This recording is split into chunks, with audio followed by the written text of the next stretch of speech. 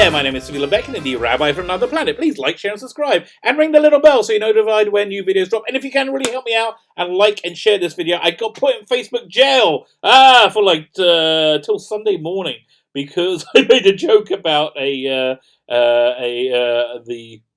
even about the woman Doctor Who, about a post somebody wrote about the woman Doctor Who. It wasn't even that bad. Anyway, I'm in Facebook jail. Please help out your local rabbi.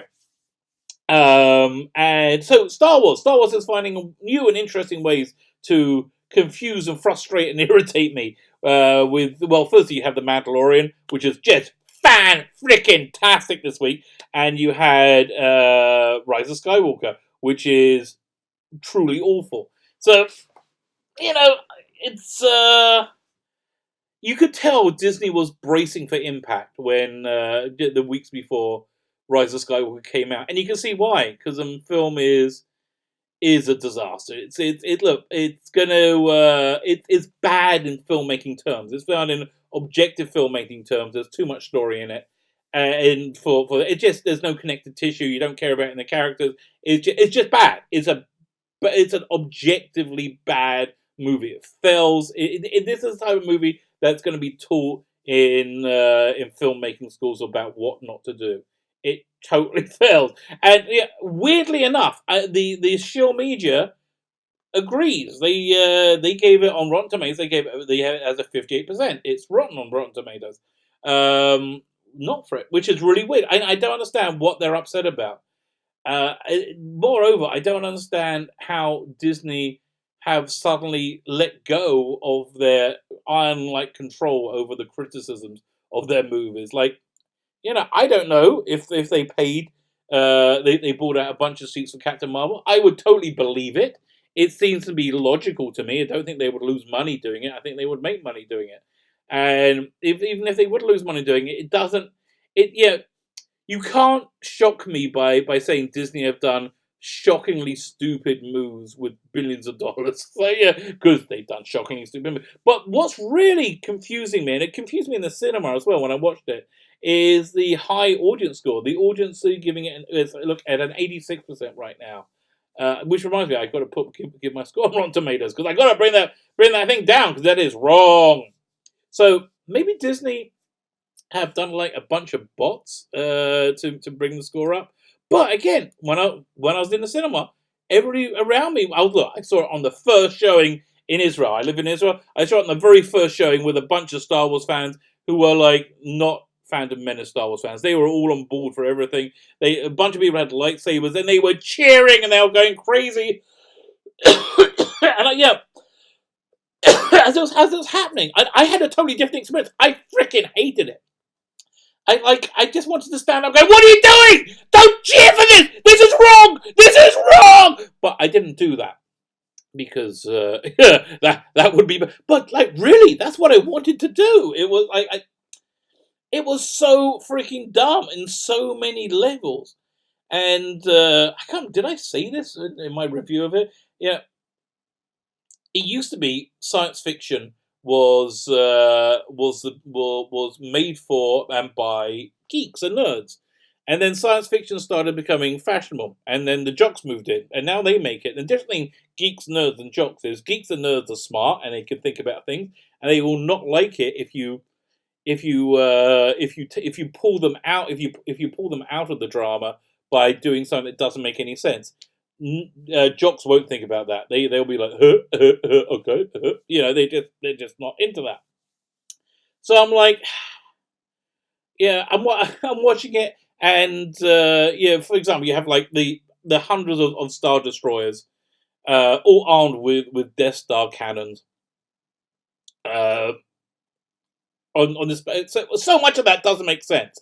But so you have hundreds of the hundreds of Star Destroyers. If you need about, it's even on a skeleton crew, there is 10,000 people on a Star. It's like thousands of people on Star Trek. There must have been millions and millions of people. There must be at least 1 million people manning those Star Destroyers. And the math thing I think came out to like 8 million. So the big question is, not just a plot hole. It's bigger than that whole thing falls apart. the planet that they're on is a secret planet that nobody knows how to get to or where it is. Apart from the 8 million military force that you have over there, and of course all their support crew of giving them food and housing and everything else you need to survive, energy. So you could have just, instead of going through this whole movie where they find this stupid dagger to find out where. It just was so stupid. Everything about it was so stupid.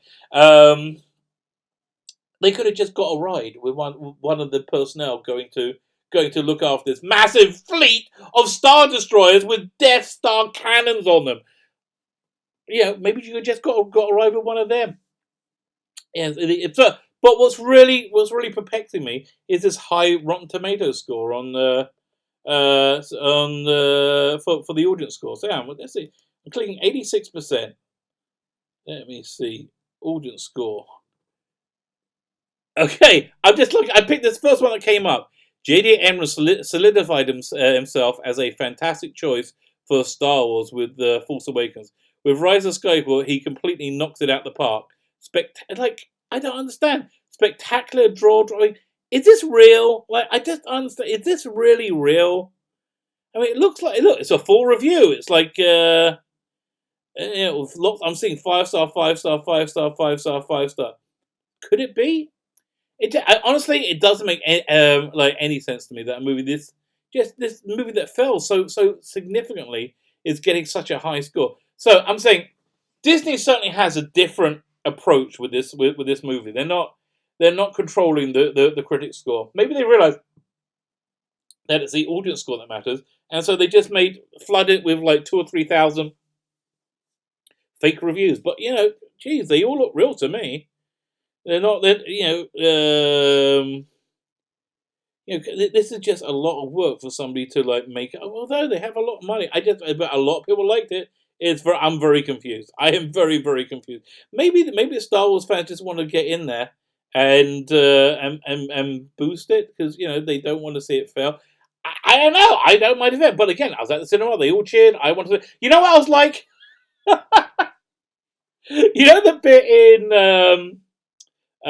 which Star Wars movie was it?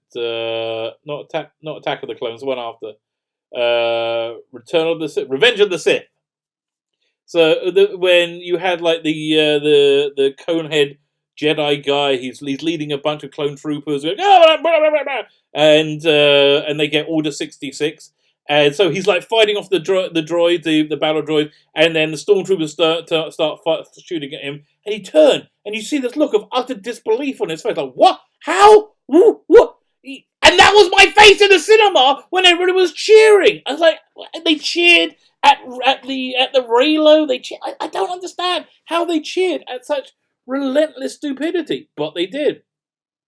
So I don't think Disney is controlling people's minds to make them like this movie.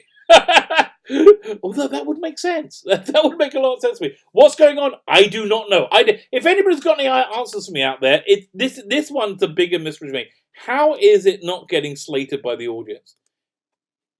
I don't know, but listen, it's a neat trick if you know how to do it. So I guess I'll wait and see what it's like after the weekend. I have to put my, I think most of us in the Fandom Menace,